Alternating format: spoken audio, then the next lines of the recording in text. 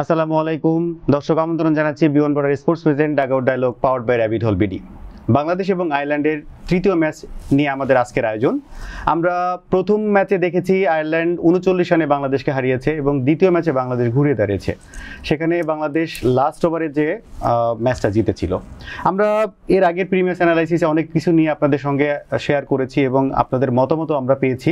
আমরা জানিয়ে দিতে চাই এই ম্যাচ নিয়ে আমাদের পারফরমেন্স অ্যানালিস্ট কী চিন্তা করছেন এবং আপনাদের মতামত জানিয়ে আমাদের কমেন্ট বক্সে জানাবেন আপনারা কি চিন্তা করছেন এই ম্যাচটা নিয়ে। আমি চলে যেতে চাই আমাদের certified performance analyst Ahmed Rezon Pratik ভাইয়ের কাছে। কেমন আছেন?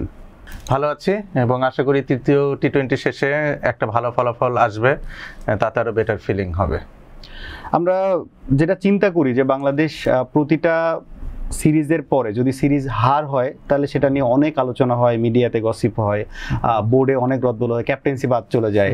আবার যদি জিতে যায় তখন কিন্তু আমরা ওই ম্যাচের অ্যানালাইসিস বলেন কিংবা টিম পারফরমেন্স নিয়ে কিন্তু আর আলোচনা হয় না। তো আপনার কাছে কি মনে হয়? দেখেন, হারি বা জিতে এখানে গসিপ হওয়ার কিছু নেই। এটা তো যে সিনেমা বা নাটক না যে কি ঘটনা ঘটবে সেটা নিয়ে আমরা গসিপ করবো। এটা ক্রিকেট। আমরা জিতলে এটা আরও কীভাবে পারফরমেন্সটা ভালো করা যায় বা ম্যাচ জয়লাভের পরও সেখানে কী কী আমাদের লুপহোল রয়েছে সেটা নিয়ে আমরা কথা বলতে পারি। আর যদি খারাপ করি, we should give a clap to our selves, মানে ইন দ্য ড্রেসিং রুম।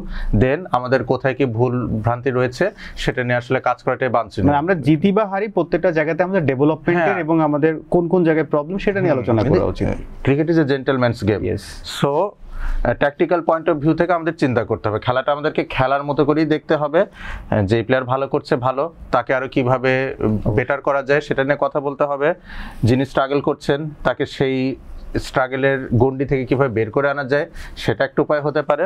লম্বা সময় ধরে কেউ খারাপ করলে উনি যেন পরবর্তীতে ভালো করতে পারেন, একটা মেন্টাল ব্রেক দিয়ে নতুন একজনকে ইনক্লুড করা, এগুলোই কিন্তু আমাদের মানে প্রসেসে থাকা উচিত, এর বাইরে কোনো কিছু নয়। আমি যেটা বলতে চাই সেটা হচ্ছে যে এই ম্যাচ নিয়ে বাংলাদেশের স্ট্র্যাটেজি কি চিন্তা করছেন? মিরপুরে খেলা, জি, তো এই মিরপুরের মাঠে আমরা অস্ট্রেলিয়া বলি, নিউজিল্যান্ড বলি, ইংল্যান্ড বলি, সবাইকে টি-20তে হারিয়েছি। সো যেহেতু সিরিজ অন দ্য লাইন, ইন্টেন্সিটিটা অনেক বেশি থাকবে। আমার মনে হয় আয়ারল্যান্ড চিটাগংয়ে যেমনটা পারফর্ম করেছে, মিরপুরে হয়তো আমরা আয়ারল্যান্ডের কাছ থেকে একটা বিলো পার পারফরমেন্স দেখতে পারি। এখানে আপনি কি চিন্তা করছেন যে এই পিচটা যেভাবে লো স্কোরিং একটা পিচ আমরা এর আগে দেখে এসেছি, কিন্তু রিসেন্ট টাইমে কিন্তু এই পিচে আমরা রান দেখেছি, তো আপনার কাছে কি মনে হয় যে এই পিচে অন এভারেজ রান কত হতে পারে? এটা তো আসলে উইকেট না দেখে বলাটা খুব মুশকিল। আর যেহেতু শীতের সময় প্রপার সানলাইট না পেলে কিন্তু উইকেটটা খুব ভালো আচরণ নাও করতে পারেন। এখন টনি হেমিং কতটা কাজ করার সুযোগ পেয়েছেন, আমরা কিন্তু ওয়েস্ট ইন্ডিজ সিরিজের চেয়ে বাংলাদেশ আয়ারল্যান্ড টেস্ট ম্যাচটাতে রান একটু বেটার দেখেছি। সো মানে এটা ডিপেন্ড করবে যে আসলে ম্যাচের দিনে কতটা সানলাইট পাচ্ছে উইকেট, সেই অনুসারে আসলে উইকেটটা খেলবে। ডে নাইট আমরা তো দেখি যেটা নাইটের ম্যাচ, কারণ টি-20 শুরু হয় সন্ধ্যার পর থেকে, তো সারা দিনে তো হোপফুলি পিচে ভালো রোদ পাওয়ার কথা। তো সেই জায়গা থেকে চিন্তা করলেও 150 to 160 যদি খুব বেশি হয়। আয়ারল্যান্ড যদি আগে ব্যাটিং করে আমার মনে হয় তারা 150 রান স্কোর করতে স্ট্রাগল করতে পারে এই পিচে। মোস্তাফিজুর রহমানকে যদি খেলানো হয়, দুটো ম্যাচ আগে উনি খেলেছেন, খেলবেন কি খেলবেন না এটা একটা প্রশ্নের বিষয় ওয়ার্কলোড ম্যানেজমেন্টের জায়গায়। যদি মোস্তাফিজ খেলেন, he could be lethal in this wicket. আমরা আপনার কাছ থেকে জানতে চাই থার্ড ম্যাচে বাংলাদেশ 11-এ কি কি চেঞ্জ চাচ্ছেন নাকি সেম 11 নিয়ে চিন্তা করছেন? রিশাদ হোসেনকে ইনক্লুড করানো উচিত নাসুম আহমেদের জায়গায়। এর বাদে খুব বেশি পরিবর্তন করার অপশন আছে বলে আমার মনে হয় না। যদি মোস্তাফিজুর রহমান অ্যাভেলেবেল না থাকেন সেই ক্ষেত্রে হয়তো শরীফুল ইসলামকে ইনক্লুড করানো হতে পারে। এখন আয়ারল্যান্ডের ক্ষেত্রে কার্টিস ক্যাম্পার কিন্তু সেকেন্ড টি-20 খেলেননি এবং আমি কিন্তু সেকেন্ড টি-20 এর প্রি ম্যাচ অ্যানালাইসিসে বলছিলাম যে কি ফ্যাক্টর হতে পারেন কার্টিস ক্যাম্পার। সো আয়ারল্যান্ড যে 170-তে স্টাক হয়ে গেছে, স্কোরটা 180 বা 185 হতে পারতো যদি কার্টিস ক্যাম্পার স্কোয়াডে থাকতেন। তো his inclusion will play a big role how Ireland perform in the final টি-20। আই হোপ যে যদি ছোটখাটো কোনো ইনজুরি থেকে নিগেল বা something, Curtis Campher recovers and plays in the final match. সেক্ষেত্রে আমরা কি নুরুল হাসান শন, জাকির আলী অনেকে আবার দুজনের অল্টারনেটিভ কাউকে দেখতে? আমার কাছে সত্যি কথা বলতে গেলে দুজনই যেহেতু স্ট্রাগল করছেন, যেই আসুক আই হোপ ভালো খেলবে। সেক্ষেত্রে আমরা ফার্স্ট ম্যাচে তো আমরা জাকির আলী অনেককে দেখেছি, সেকেন্ড ম্যাচে নুরুল হাসান শোহানকে দেখলাম, থার্ড ম্যাচে হোয়াই নট আমরা আরেকজনকে মাহিদুল ইসলাম অঙ্কন তিনজনই সেম প্যাটার্নের প্লেয়ার, আমরা কেন তাকে সুযোগ দিচ্ছি না? উইনিং কম্বিনেশন টিম ম্যানেজমেন্ট ভাঙতে চাইবে কিনা এটা একটা ইস্যু। অ্যাপার্ট ফ্রম দ্যাট আমার মনে হয় না যে মাহিদুল ইসলাম অঙ্কনকে ফাইনাল ম্যাচে খেলানো হবে, কারণ ওনার অবস্থা তো খুব একটা ভালো না। রাইজিং স্টার এশিয়া কাপে ওনার আমি এইখানেই আসবো, জি। ওনার অবস্থা যদি ভালো না থাকে তাহলে উনি টি-20 দলে কিভাবে চান্স পায়? এটা বিসিবি বলতে পারবে ভালো, এটা তো আমার উত্তর দেওয়া কাজ না। আসলে এটা আমি আপনি আমার মতো অনেক দর্শক কিংবা আমরা যারা জি, ক্রিকেট জি। নিয়ে কথা বলি প্রত্যেকের কাছে এই কোশ্চেনটা থেকে যায়। হয়তো বিসিবি কখনো এটার অ্যান্সার করবে কিনা আমাদের কোনো জানা নেই। আপনার কাছে একবার শেষ পর্যায়ে জানতে চাই যে লাস্ট টি-20তে বাংলাদেশের জয় পরাজয় নির্ভর করছে, আপনি বলছিলেন যে এক্স ফ্যাক্টর এবং কি ফ্যাক্টরের কথা, তো আপনি এই ম্যাচে বাংলাদেশের পক্ষে এক্স ফ্যাক্টর এবং কি ফ্যাক্টর কি মনে করছেন সেটা জানতে চাই। কি factor would be Mustafizur Rahman, ji. X factor হতে পারেন রিশাদ হোসেন, লেগ স্পিনার, সব দিন সমান যায় না। জি।